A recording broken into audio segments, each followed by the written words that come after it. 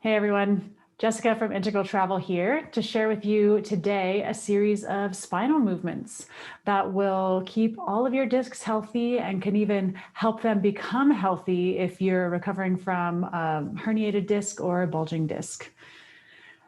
As usual, I'll jump into the movement first and show you how to do that. And then at the end, if you're interested, I'll kind of show you how it's working so you can understand the anatomy and the physiology behind it.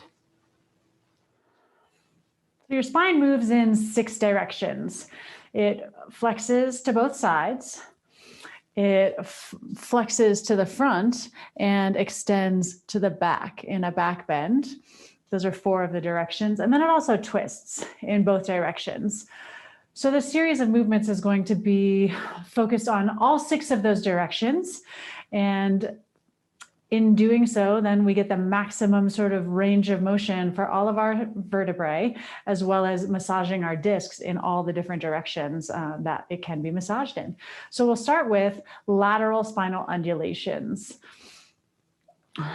Looks like so.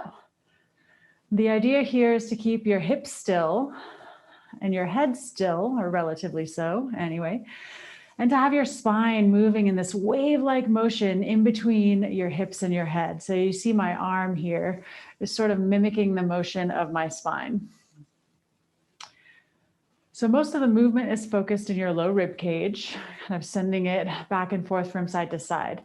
Now this movement is actually quite advanced from a range of motion type of perspective. So I wouldn't be surprised if you have trouble doing it the first time or the first dozen times or something, particularly if you're not used to moving your spine in this way. I'll give you a side view as I continue to talk. So notice that there's a little bit of forward and backward movement in my body, but it's just sort of a byproduct of the movement. I'm not focusing on that.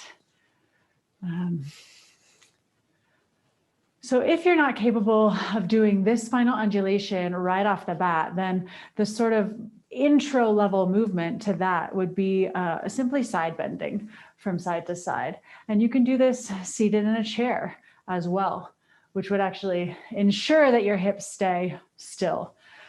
So with the side bend, I'm just bending my spine in an C curve and then a D curve, as it were. And for this one, you will notice that my head is moving in a gentle arc from side to side.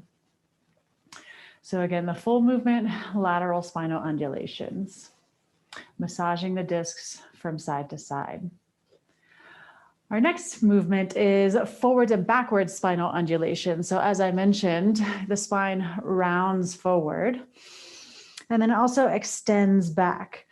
So you can connect those 2 motions with a spinal undulation front to back. So you send your hips forward and then your belly and then your chest. Hips are already going back and then your head goes forward. So that wave-like motion now is working its way up your spine. And as much as you can, focus on the individual articulation of each vertebrae. You might find that sections of your spine are sort of fused or don't have a lot of mobility, and they want to move as one unit. And that's okay. Work with that. You just over time build the capacity to move in this very fluid motion. Now, if you can't move that fluidly right off the bat, again, not to worry. It's a learning process for your body. Perhaps you're introducing a movement that it's never experienced before.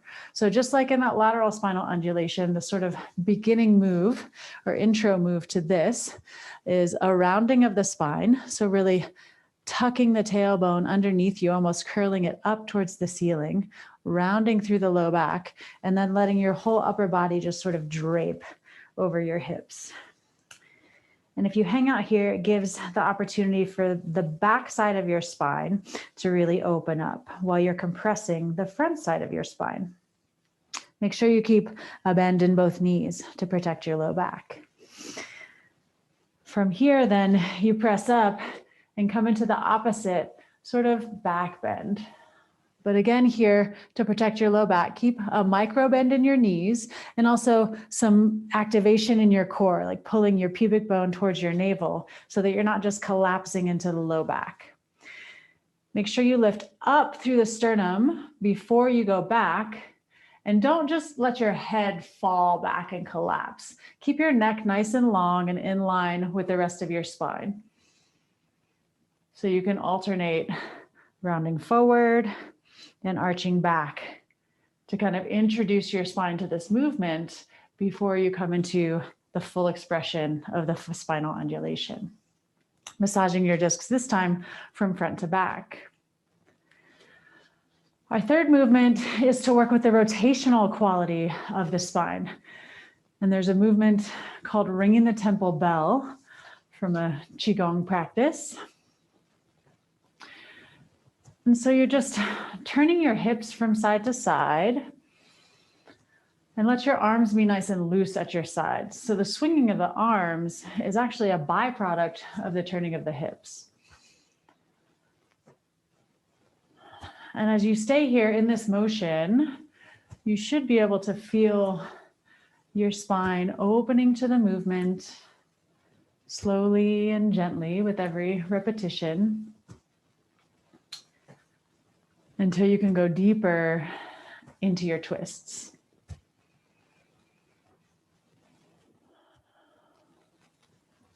This movement is sort of twisting those intervertebral discs. Like on a micro level, you're like twisting the top more than the bottom. And so they're sort of massaging all of the contents of those discs, making sure everything stays nice and supple, lubricated, and healthy. So that's our movement series for spinal health.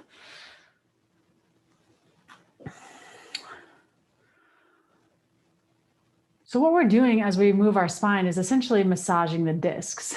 I have this little gel pad here as a visual for you.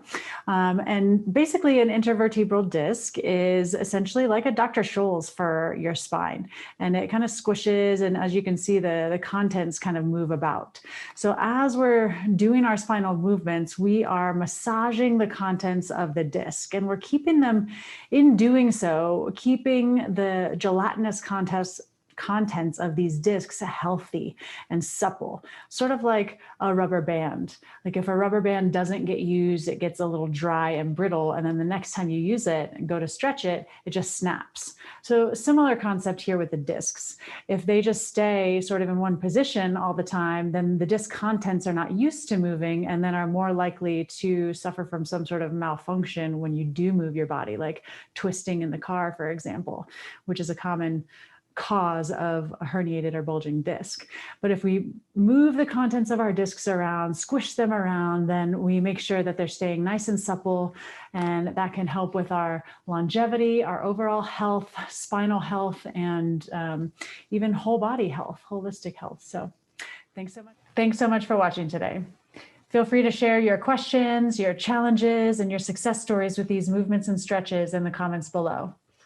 And feel free to visit us at integraltravel.com to learn more ways that you can take your health back into your own hands and maximize your body's natural capacity to heal itself. Remember to hit the subscribe button below, and we'll see you next time.